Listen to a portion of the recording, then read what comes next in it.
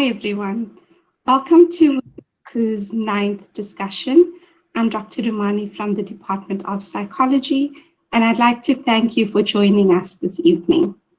So our current theme is about stigma around mathematics, and today's talk really ties in with that very much. Before we get started, I just want to talk a bit quickly about the program, how it's structured, and just go through a few house rules. So firstly, we're going to have a presentation by our guest speaker, Professor Boaler, and that will be for about 10 minutes, maybe slightly longer if she needs that. And then after that, we're going to invite people to ask questions, and we'll have an open discussion where anyone can comment or share their thoughts or feelings about this topic with us. If you'd like to comment, please put your name in the comment section, and then I'll invite you to speak. During the presentation, please make sure that your mics are off and that your cameras are off, and you are free to put on your camera when you are speaking to us. So with those admin issues out of the way, I'd like to take a few minutes to introduce our guest speaker. Dr. Joe Boaler is a professor of education at Stanford University. Former roles include being the Marie Curie Professor of Mathematics Education in England and a maths teacher in London Comprehensive Schools.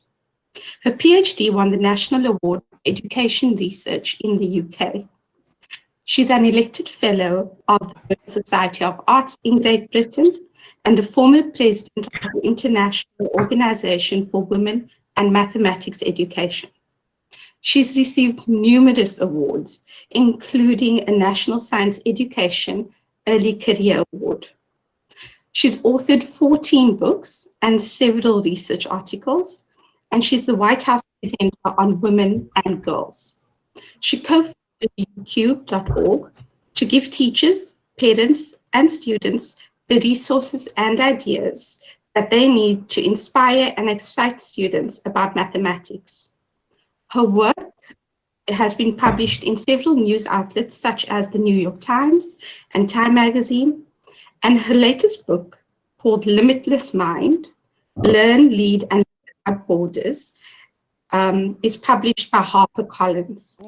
She's currently co-leading a K-12 data science initiative and was named as one of the 8 educators changing the face of education by the BBC. We are honored to have Prof. Boaler with us today and to tell us more about taking a limitless approach to learning, probably leading to. Prof. Boaler, it's over to you now. Thank you very much, and hello everybody. It's really great to join you all. And I thought I'd start by sharing some of the things you just heard. I am from England and started my career as a maths teacher in London, but came to Stanford in California a few years ago and founded our website, ucubed. And if you want to look at this later, it has lots of different maths ideas and tasks and things to read and do. And a couple of books that also share some of my ideas. But my Limitless Mind book talks about keys that unlock us. And I'm going to share a few of those keys this morning, today, in the time we have together. And the first key talks about the incredible evidence we have now that our brains are constantly growing and changing.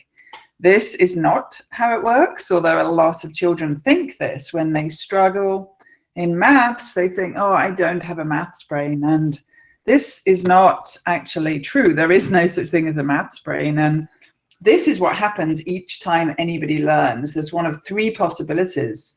One is you start a new brain pathway when you first learn something and strengthen that as time goes on. The other possibility is you strengthen a pathway you already had. And the third possibility is you form connection between pathways. Those are the ways mathematical pathways are formed in the brain. Nobody's born with them. We're forming them all the time. So I want everybody to know they can learn anything. When people try and find limits to things people can learn, they can't find them because really we have limitless potential to learn. The second key is about the importance of struggling and making mistakes. We have very strong evidence that the best times for our brains are when we're struggling and finding things difficult. That's when your brain is on fire with brain growth. And when you embrace that idea and realize that struggle is really good, it's liberating for people. They keep working longer. When I work with students and they say to me, this is hard, this is too difficult, I say, that's great. That feeling of it being hard, it feels like that because it's the time when your brain is most active. And when people get this message, they live their lives differently. I love some of the visuals of James Nottingham, who talks about the pit, that you have to get into the pit, where the pit of struggle. I work with teachers who have got their students to draw pictures of the pit. This is a 5th grade teacher in Canada. And you can see the students, as they're going down into the pit, they're saying things like, I'm so confused, I'm not good at maths. But as they're coming out, they're saying, I just need to think harder and use tools. So it's really important to honor and embrace those times of struggle. And then the third key is about our minds and what we believe about ourselves. It turns out, if you believe you can learn anything, it changes your learning. It also changes other things, your health. When students start to develop a growth mindset and believe they can learn anything, all sorts of magical things happen in their lives. And we know why. This study was an incredible study where they looked at people's brains when they made mistakes. These are actual voltage maps of people's brains from the study. And what they found was people with a growth mindset who believed that it was good to struggle, when they made a mistake, their brains were on fire with activity, which you can see from that orange brain, it's lighting up. Whereas people who had a fixed mindset, when they made a mistake, there wasn't as much brain activity.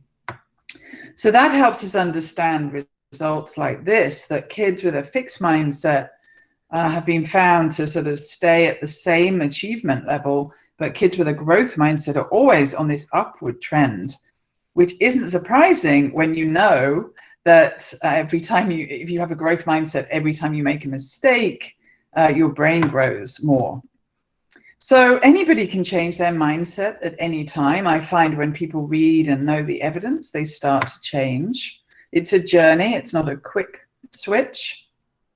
So I've shared 2 keys and talked about how important they are for people's learning and their lives, but for learners, it's not enough. There are more things we can do to be limitless.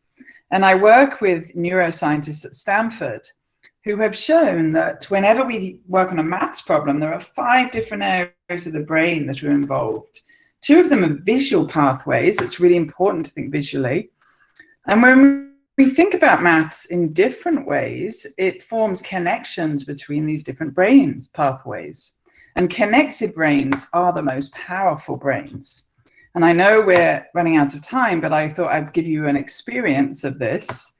So think for a moment about, without using paper and pencil, about how you would solve this question, 18 times 5. And we are short on time today, so I won't give you much time to think about that.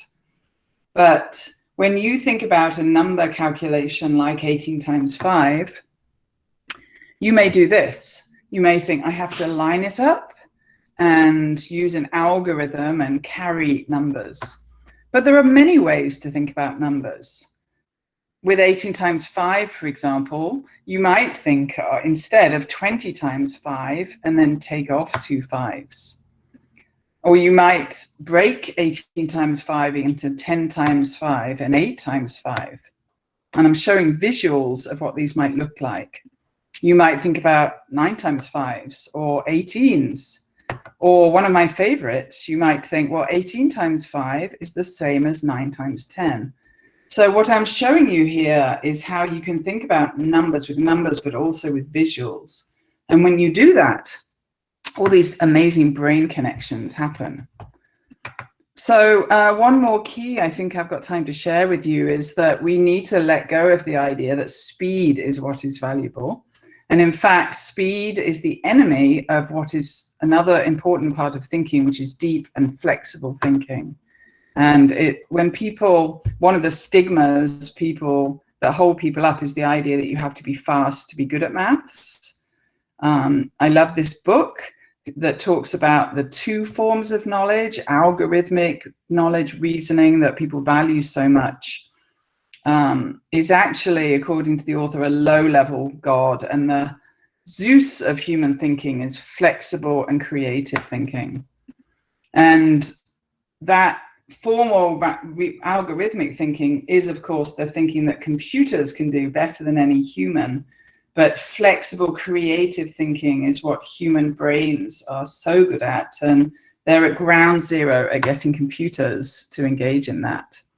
So the last key is really about the importance of connections. I'm just whizzing through some slides here, but to tell you how important it is to collaborate and connect in mathematics. So I think I'll stop there, and I've shared quite a lot in that short space of time. And I am going to see if there are any questions. Hi, Michelle. You have a question. Please go ahead. Hi, can you hear me? Yes. I can hear you. Okay. So my question is, a lot of what you've said is kind of the exact opposite of what modern education systems are like. So then how do you kind of balance knowing this? Because I'm well aware of this and I've accepted it, and I'm of more of a flexible kind of mindset. But the education system doesn't allow me, or give me time rather, to kind of go through things on my own and figure them out for myself. So I end up quite often in that pit, and then I never leave because I don't kind of have the time to figure it out for myself. And then I start sort of memorizing things. Like, how would you best kind of, yeah. Are you in school now, Michelle? Yes, what I am. Age I'm studying civil engineering, second year. Okay. Yes, you're absolutely right that our education system is very slow to take on these ideas, and we're working hard to change that. And that's why UCubed exists, so that we can get the ideas out. But what do you do as a learner? I work with a lot of learners who are in that fixed system, but they find that knowing that speed is not what's important, and that their brains are constantly flexible, and it's great you know those things, helps them even inside that fixed system. So I really hear your struggle of wanting to think flexibly and deeply, and then having people want to speed you through things. But you can spend the time on your own to think differently, and I think that will really help you even while we wait for the education system to change. Are there any other questions? That was a great question, Michelle. Oh, sorry. Yeah, there are questions from Sean, Miriam, Daniel, and John. Do you have time for those? Yes, absolutely. Okay. Sean, please go ahead. Okay, hi. I'm a high school teacher, and I'm a maths teacher, and I'm happy to hear that we like to encourage struggle, because that's often our automatic response to save the child from struggling and to protect them and to avoid it. So it's nice, it's healthy to battle. We grow from struggles. But how do we gauge how much struggle's too much? Because we have some students, obviously, they just struggle, and there's no solution, or there's no, it appears there's no outcome, and then there's giving up, and that the other side. That's a great question too. And as teachers, as you know, I'm sure, Sean, we have to work out the right amount of struggle for students. And so this is why we work very hard to put tasks onto UCubed. I hope you've seen some that are what we call low floor and high ceiling. And we've designed these tasks, or we've gathered them, because everybody can access them, but yet they go to high levels. So we don't want to put students into situations where they have no resources and they're just struggling. Another thing I like to do is always ask students, can you draw your question, or can you draw what you're thinking about? That putting something into visuals will give people a resource that often is a breakthrough for them. But yeah, I think it's really important to give work that's really accessible to everyone, but at the same time gives them opportunities to struggle. So giving students work that's more visual, that they can access in multiple different ways, is really key in that, I think. Thank you for that comment, Helen. That's really nice. Miriam had a question. Miriam, are you ready to go next? Yes, I am. Good evening, and thank you again for this talk. I really like what you're saying. I'm a clinical psychologist and a lecturer of psychology as well, and the modality that I work from is called cognitive behavioral therapy or theory, and it's very similar to what you're saying. You've answered part of the question in your answer to Sean. I was wondering with CBT, when I work with clients, we also try to kind of create more flexibility around thinking or ways of thinking, to move from rigid thinking to more flexible thinking. And how we do that is we try to open up the conversation and explore, more angles with clients, to put it simply. And I wondered, because the struggles with math, you find that students struggle across the board, predominantly with math, but even with other subjects, one can see how they struggle in terms of how they think about themselves with regards to the academics. How would you propose we start the process? I find it trying to think about how to start it off. How do you begin? Where do you begin, rather, when you want to, help change the mindset? Yeah, I mean, well, I'm glad you mentioned mindset, because I think for people to embrace a different way of thinking and learning, it all starts with mindset. And often when learners are very rigid and fixed, it's because they have beliefs, or somebody's told them at some point in their education that, or given them the idea that they can't learn well. And you have to start there. You have to go back to that and really help people change their mindset, give them positive experiences. I do have an online class that's free for learners. It's 6 15-minute sessions. It's on our website under courses. And it's been taken by about 500,000 people.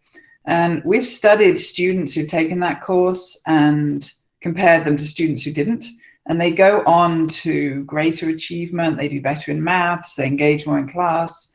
So I'm really sure that when you change people's mindsets and ideas about learning, it opens up a lot of things for them. And I'm sure that applies, as you say, in counseling and in other kinds of therapy. I can imagine that's really important.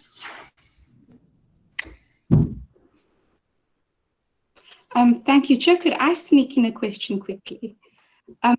I teach data analysis to psychology students, and they hate it, right? And I'm trying my best to make it as comfortable for them as I can. You're speaking now about creating more discomfort, because I'm almost trying to spoon feed them, because I know that about maths. So I'm trying to make it as possible. How do I get to the point where I make things sufficiently uncomfortable for them so that they are willing to learn, but still, I mean, what else do I put in place? How do I put support in place to help that?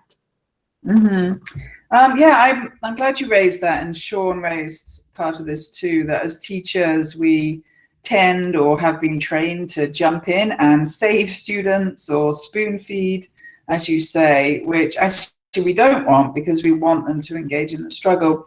So for your students and for students who've had bad maths experiences, I think it really helps to change what they think maths is.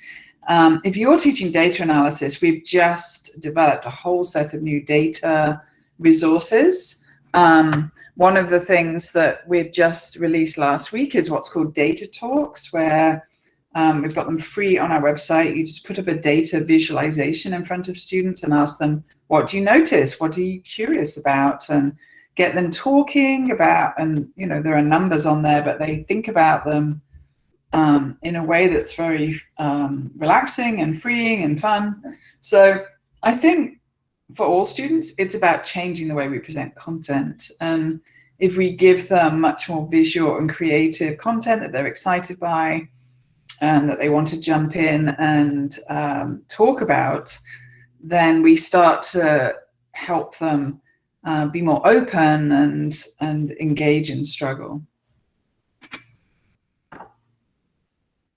Thank you so much for that. So our next question comes from Daniel Page, who's also from psychology.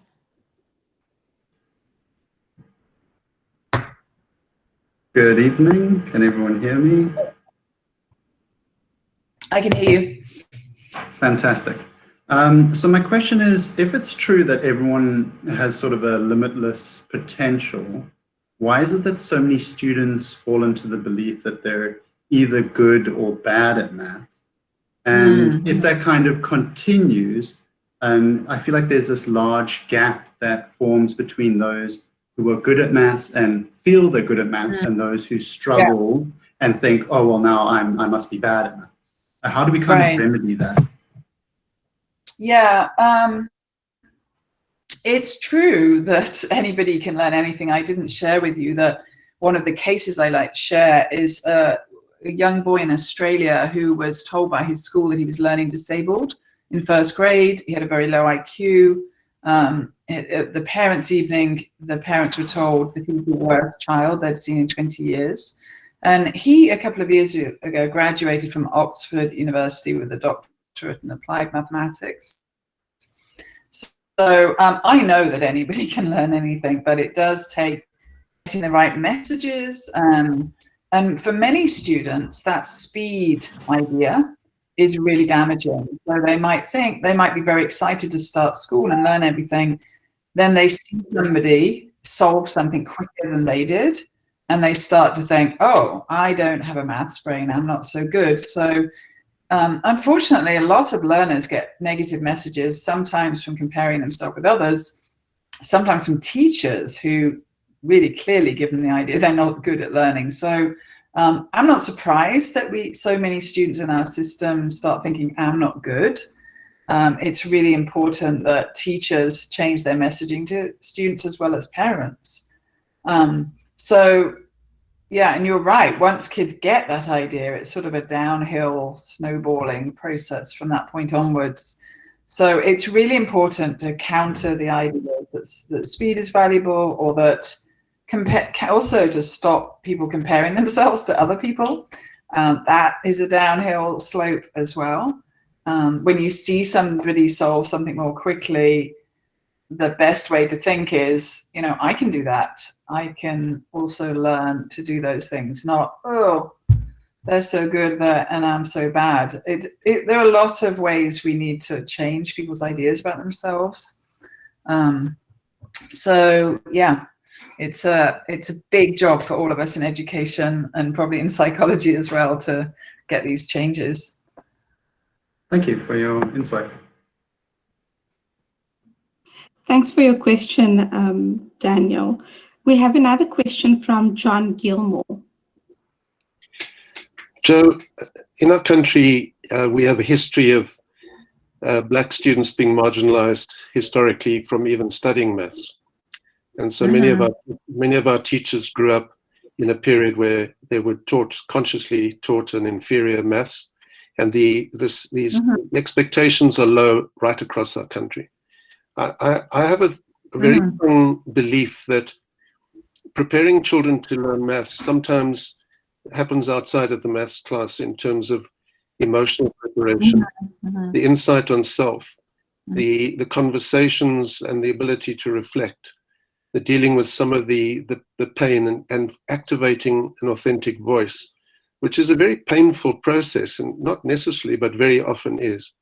How do you feel about the language of emotion being more front and center in cognitive development? Because actually my experience of maths learning is that it was an emotional journey. It wasn't a cognitive journey. It was interlinked, but often the feelings of not coping were dominant, or the feelings of not being good enough, or the feelings of low expectations.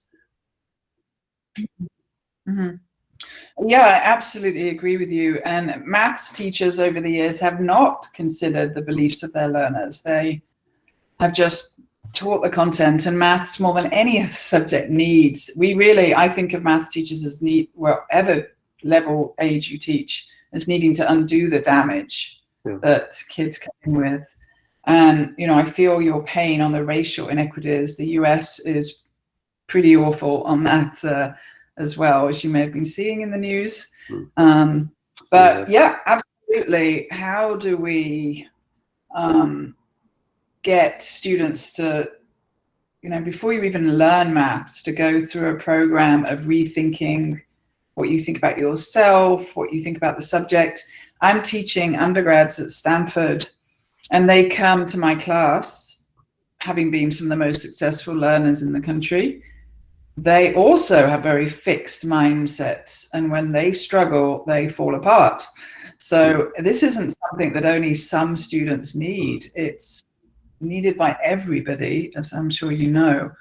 So I agree. Let's start all classes and continue with that kind of emotional thinking about kids' emotions, relationships with maths. That's super important. Thank you. Thank you for that comment. I think it also ties a lot into the stereotypes around who can do math and who can't do math, and how if you're seen as someone who doesn't have the right look or the right background, that you're unsupported by your teacher compared to someone who the teacher perceives sort of, this person has math potential. We've got a few nice comments here. I see one from Anita Campbell, and she says, perhaps it will encourage growth mindsets if struggle in education is normalized and seen as success, maybe in popular movies or memes or sitcoms. Yeah, I agree with that. I mean, looking at the way learning and maths in particular is portrayed in TV and culture, I mean, all the wrong messages are given. And talking about stereotypes, if you look at TV over here, all of the STEM people are a particular race and gender. So yeah, we're up against it in really changing that stereotypical thinking. And if we can get ways to change popular culture, that would be really beneficial. It's a hard one. I actually devote quite a bit of my time to writing news articles to try and do that, to get things into mainstream news and other kinds of media. It is so important. Yeah, I think it's something that we really need to focus on a bit more here back home in SA. We'll go another comment, a question. Ethan Quirk had a question for you. Ethan, are you there? Hi, yes, Joe. So I'm a math student, just studying abstract maths and computer science. I was wondering if you could elaborate a bit on the neuroscience that you're speaking about, of when mistakes are made, more synapses are fired. Why exactly does this mean that the brain's ability to learn grows, or the brain's ability to, the cognition ability increases? Yeah, well, this neuroscience is developing, and I work with neuroscientists at Stanford, and one of the things that's most clear is the importance of struggle for the brain, making mistakes. As you say, when you make a mistake, synapses fire in the brain, and synapses are the sort of electric current that goes across and causes connections in the brain, and we want those brain connections. They're really important. They increase your mathematical brain. So it's very clear that mistakes and cognition and struggle are helpful for the brain. That's one of the clearest findings from neuroscience. I could share with you also another new area of neuroscience that's so interesting. Tells us that people who know their fingers well have better mathematics understanding. That has been shown now. It's really curious and interesting one. But they find now that amongst young children, the amount of finger perception, which is knowing your fingers well, they have predicts their maths achievement better than scores on tests. And that when you increase your finger perception, your maths achievement goes up. Even in studies of college students, they've found those with better finger perception do better on maths tests. So all sorts of things are coming out from neuroscience that go against traditional practices in education. In many places, fingers are kind of frowned upon.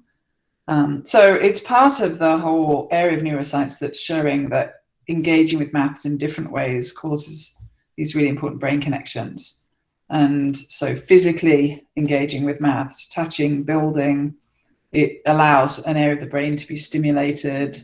They actually have looked at inside people's brains, and they brought into labs the highest achieving people in the world and compared their brains to kind of more regular people, and found that the really high achievers had more connections in their brains. So more of this crossing different brain pathways, and that comes about when you engage with maths in different ways. In my own teaching of maths, I make sure that people have physical things to engage with, as well as, doing a lot of visual thinking and speaking and writing. That's another area of the brain that is stimulated, really making maths much more multidimensional. Okay, thank you. I don't know if I'm meant to carry on talking, but I think that's good. Thank you. Thanks. The neuroscience bit is also really interesting to me. We've got a few more questions from John Volmink, Mariam Sali, and Soraya. Could they ask those, please? Oh, hello, Joe. My name is John Volmink. Hi. I have a question. I agree with the importance of resilience or mental toughness, and I understand that you don't have that attribute when you start off on your mathematical journey, but that you build it up through experiences such as those that you'd outlined. But I didn't hear, and I know you believe in it, but I haven't heard today you speaking about social learning, the importance of working in a group, and particularly in our context. And I wonder if you want to comment on that. Yeah, thank you, John. It's really important that you work with others at mathematics. I just was touching on that at the end, that we know that causes other parts of the brain to develop. So there's brain reasons, but they've also found it to be really transformative for people in education. There was a study that happened at Berkeley, which is a college in the US, where one of the professors noticed that African American students were failing calculus. Chinese American students were not. And so they asked, what's going on there? Is it cultural? And what they found was the only difference was the Chinese American students did maths together. They met in the study halls, they met in the dining halls, and they worked on maths problems together. And the African American students were in their own doing maths and thinking, I can't do this. And so they instigated workshops where they just got students to work together. And within a year, 60% of African American students have been failing calculus. That dropped to 0.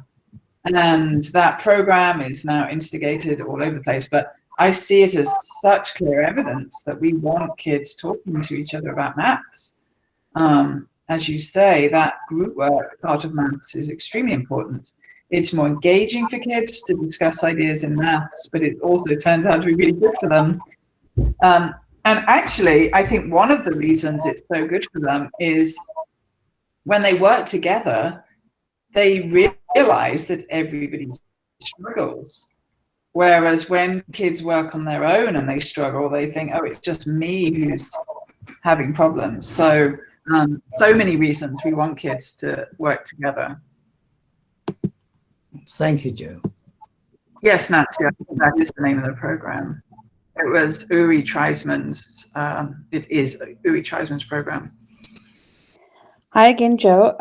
I wanted to ask, just add on to what I asked earlier, and also based on what John Gilmour said earlier. I'm just thinking again, we're all in agreement that mindsets need to change. In your experience, or in your opinion, where do you think we should start, with the students or with the teachers? Because what we find here also is that there's a disconnect between the math that is taught on school level and the math that is taught on university level, tertiary level. So if we were to implement this mind shift on how math is approached, what do you think where would we have the most outcome, if we start with teachers and trying to get them to teach math differently, or if we start with the students in getting them to think about math differently?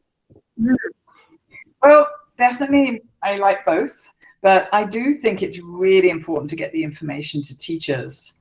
When I first met Carol Dweck, who's like the mindset guru, she's at Stanford, my first question to her was, have you ever tried doing this mindset work with teachers? Because that will really amplify the messages for students. And she hadn't at that time. She'd only given mindset interventions to students. So it's so important that teachers, and I would say that teachers not only need to be giving those messages to kids, they need to believe it about themselves. And many teachers, sadly, have been given the idea themselves in their own education, their own childhood, that they weren't very good at maths. So they developed these fixed ideas about maths, and we have to change teachers' mindsets. We did a study a couple of years ago with 5th grade teachers in California, and they took my online class, they changed their teaching, their students, even in that same year, significantly increased their achievement. But if you read the write-up of the study, it all started with the teachers changing their beliefs about themselves. And they had to go through that process before they were open to changing their teaching. So yes, super important that we get these messages to teachers and that they have the time and opportunity to change their own mindsets. I think my camera on, but my question is, it's kind of similar to the question Miriam just asked, and in terms of changing the mindset of students and teachers, and if we look at our current education system and the way it's structured, like, do you think that we would need to change our education system and completely revamp it? I was reading an article earlier, or like a while ago, about an education system where it's not grade 1, grade 2, grade 3, grade 4. It's where students work at their own paces on the subjects. And that seems a lot more inviting to the idea of engaging with students' mindsets on certain topics. Well, great question. I mean, I think in many ways we would improve education if we did just start over, because there's so much wrong. But I also think that a lot can be done, and we could get a lot of improvement with the system. Yeah, having kids work at their own pace instead of just being a group by age. My only concern about that is a lot of the programs that have developed to do that also have students working individually. So if we know that collaboration is important, we need to develop systems that are responsive to kids, what they need at that time, but are also allowing them to connect with other people and work together. And I don't think that's been worked out too well yet.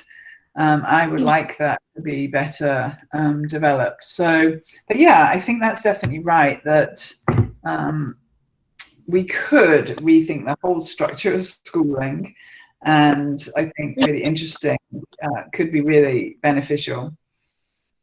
Okay, thank you. Thanks, Sumaya.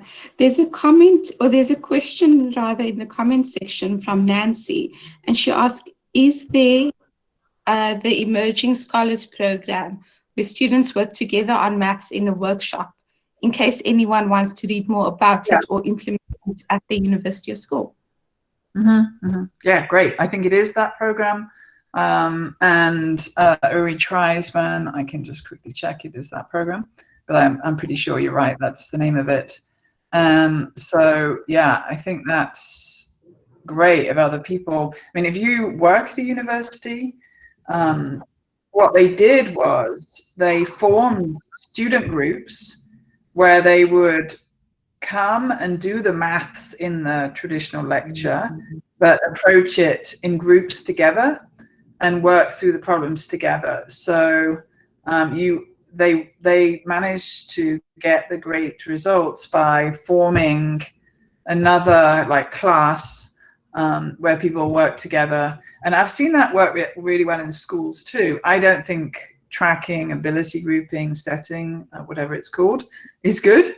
And I've worked in middle schools where instead of doing that, they had their regular class and then they had a class alongside it, and they invited anyone to come to that class. And in that class, they just kind of unpacked what they had been presented in the maths class and approached it again, but slower and more deeply. And that was hugely beneficial. It's a little bit like what they did in the Emerging Scholars Program. Thank you. So there's another question from Marcus, but before that, there are a few comments. So Jenny Campbell says pressure on school. I guess that has to do with, teachers changing mindset and also the assessments. For example, we have set exam times, time limits on questions. There were a few comments about that earlier as well. We've got a question from Marcus. Marcus, are you there? Hi. What do you think we can do to bring the oldest students, the students that are at the latest grades of school, to embrace this new idea?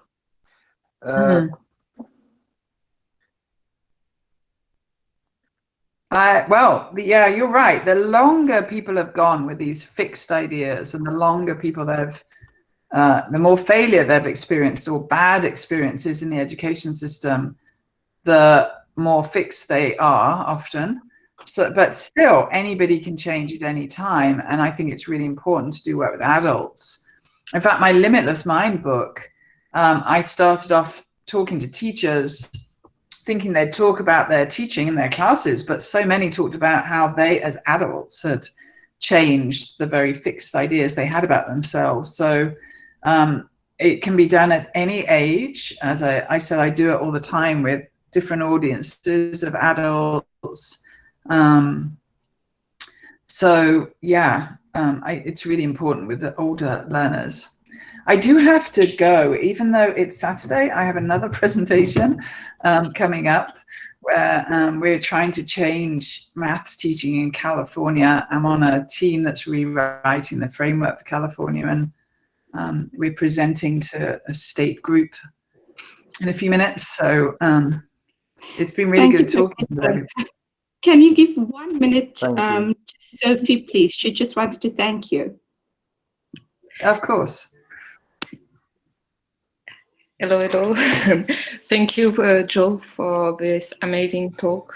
It's very resonating to me, all you say, and I'm very glad that I have almost met you in person. And it is 9 a.m. by you, so it was not a very easy yes. And thank you so much for the opportunity that you got us to think like that, because I wish more people think like you. Thank you. It's been fun. I've enjoyed talking to you, and I must visit South Africa again. I've been a couple of times. It's a very beautiful country. So if you do, please let me know. Bye, everybody. Bye-bye. Thank you. Bye-bye. The rest of you, please stay online so we can continue this discussion. Yeah, we're still going to continue for another 15 minutes or so. I see that there's a very interesting question from Lordlina. So my question is, do you agree for a math teacher to teach history, geography, and social science? Why or why not? Is there anyone in the group who has any sort of opinion on this or would like to answer this question? Or if you have another question, please let us know and you're free to ask it. John, I see you there. Yeah, I think I was going to ask something or make a comment, but I can tie it to Lordlina's question. I honestly think that the question that Sumi raised, is where do we begin? Do you change the system? Do you change, where do we start? Has to be answered in a group like this, that who in this group truly believes that every child can do maths? Because that's where this thing falters. I'm working a lot with teachers who don't believe that, and they're maths teachers, so they don't actually believe that all children can do maths. And then I have to look hard and say, well, do I really believe that too? And so when you get a question like, should maths teachers be teaching other subjects? I think the issue is really, are maths teachers any different from any other teachers? We're unlocking children's minds, and we should be integrating our maths learning with the other subjects, so that there's a real metacognition developing, where purpose is made clear. But for us to do that, we've got to develop our internal practice of growth mindset, and I think that's where support groups like these, like this one, really need to help us, because we are conditioned. And even though we think we're liberating from that, we're liberating conceptually, but our patterns and our language are rooted in a fixed mindset space. Thank you. Go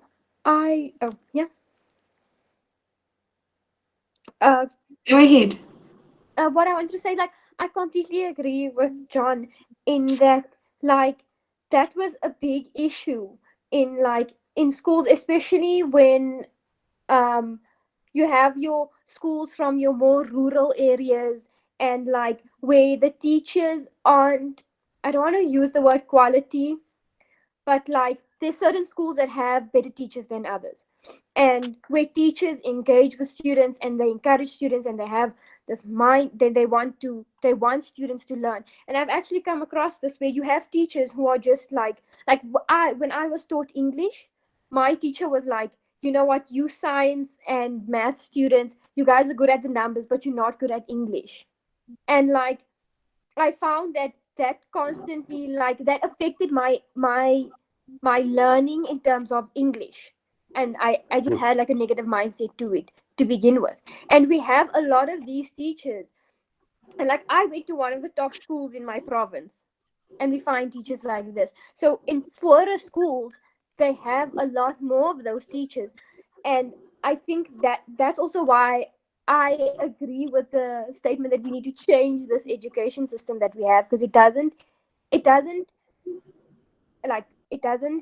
put teachers or students in a space where it's okay to fail. And so if we look at our current education system, it's a case of, I need to get these marks to go to grade 2. I need to get these marks to go to grade 3, to go to grade 4. And there's this structure where you have to do this and get this mark in order to be intelligent. And my little sister said this once, that when she was writing a test, she was like, I failed this math test, and then I'm never going to become an astrophysicist. And I was like, what do you mean? She's like, no, my test measures my intellectual abilities. And that's such a skewed idea to have, but it's something that her schooling environment has created. And so it's not just the school though. These perceptions are based on every level in society. They're in households. They are views that we internalize. They are at community level when you speak to your friends or your family. Yep. To anything in passing. These these sort of stereotypes, they're all over. I see there's a question from Anita Campbell, so let's get to her. And then there's a lovely comment from Helen Robertson, who says, "Hi, Lord. I wanted to be an art teacher and math was my backup. I honestly feel that I'm a better math teacher because of my other training." That's a really interesting comment. Anita, I see you ready for us. Yes, so I really resonate with what John Gilmour was saying, that it really actually needs to start with us. I've just finished my PhD on mindset because the idea, it really resonated with me, the Carol Dweck's mindset idea of people sort of being one type or another. It was an idea that really worked for me at school, to be a maths person. I found it easier than some of my friends, and I really bought into this idea that, you know, that's okay. I'm that kind of person, until I came to university. I failed my first maths exam, and I'd actually changed my degree to actually take maths from my second year, and so it just wasn't an option for me not to do it. So I dug down deeper and just did the work, and then, oh, see, you actually can do the maths. But so that experience, it sort of gave me a sense that I can do the maths, but it requires work. It's not just, you know, I can't ride on my past, but it's really buying into the whole growth mindset idea. It's not like a switch. You know, I thoroughly agree with ideas, and yet I still find myself behaving in a way that is very fixed mindsets. Sometimes I have to catch myself. So it's like, that's why the psychology of it is really interesting. And I like what you said, Rizwana, about you know, sort of a slow change and changing the way you talk. Well, that was someone else, Sally maybe, because it's about, you know, you're having to do a lot of undoing, and especially in maths and physics. I noticed in a talk Joe had given that there's some fields, maths and physics particularly, or in fact the fields where diversity is very low, tends to be fields where lecturers there's quite a lot of fixed mindset lecturers, and so it's a culture. And it's going to be slow to change that. That's really my point. But it starts with us. And it starts with us being able to talk to our friends about our own shortcomings. Yeah. It really does start with us. At the beginning, you mentioned a bit how you sort of accepted something, right? So when we accept the stereotypes are there to make life easier for ourselves. You know, to sort of what we go for a certain stereotype because it's our way of making sense of the world. So if early on I say, okay, I'm not a math person, I know that's something that I can just, you know, write off completely for me. I don't need to worry about that thing that causes me discomfort. You know, at the same way that someone who's good in maths will identify with that and say, I am a math person, and will be excited and engage quite a bit around that. Do we have any questions? Is there anyone else who'd like to ask a question?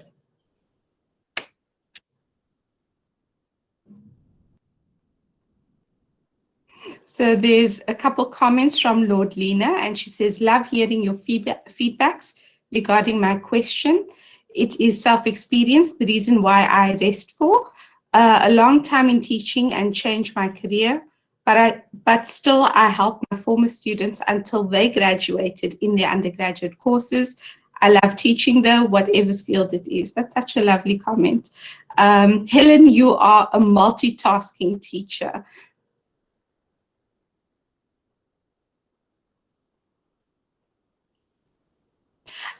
Daniel, did you have another question?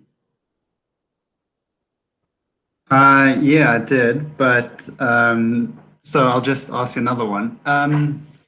If the idea that some people are more, I don't know, intrinsically or genetically predisposed to being good at maths is being challenged here, and that it's more the nurture side, that we're all sort of born a blank slate, and it's just circumstance and our level and quality of education that we receive.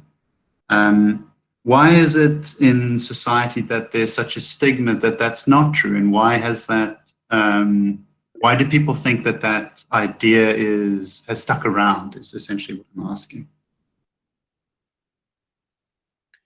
Could I have a go at that? Yes, please, John. I think it's because we've succumbed to a colonial model of rugged individualism. And I think that we have created competition at the expense of collaboration.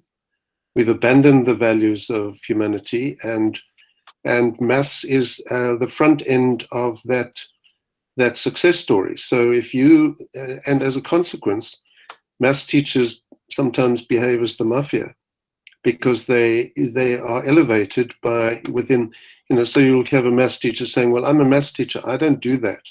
I don't do social development. So I do think we have to unlearn the assumptions that rugged individualism is a necessary way of motivating children, because those assumptions lead us to assume that some are gifted and some aren't, and then we work with the successes, and we humor the failures. And our system, as a consequence, leads to 58% of children dropping out before the end of grade 12. And if we're dropping out 58%, come on, there's something wrong in the basic assumption. And most of those 58% are economically marginalized. So the assumptions around capacity are not correlating. It's actually the assumptions around economy. And we've got to break that. Otherwise, our country's in trouble. Thank you, John. That's a great comment, and probably a good point for us to end off today's discussion. I found today's discussion incredibly inspiring, and I love hearing from all of you about your experiences and your thoughts on this. And I know that there are probably quite a few more. So today's talk was tied to our new magazine theme. So we're doing a special issue on the stigma around mathematics. So if you're interested in writing something for us, and we accept any submissions, so it could be an article, a personal reflection, it could be an academic piece, it could be a poem or a song that you feel like writing. Please write something and send it to us. So we've added the link in the comment section. And if you're free and you'd like to submit something, please do. I hope that you all have a wonderful evening, and I hope you join us again soon for our next discussion. Thank you. Bye-bye. Thank you very much. Thank you. Bye. Thank you. Thank you. Thanks. Bye-bye.